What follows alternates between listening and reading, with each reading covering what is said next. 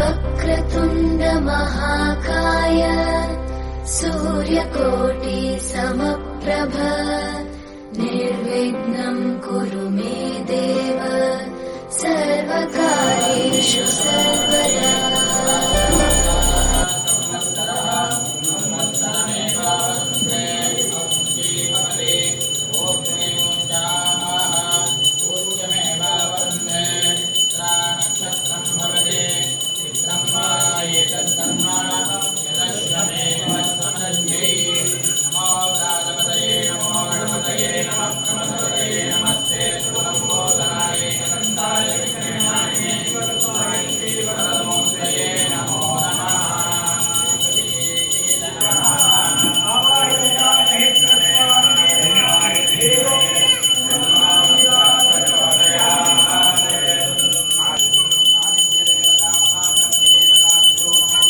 प्रत्यक्षदीपं दर्शयामि।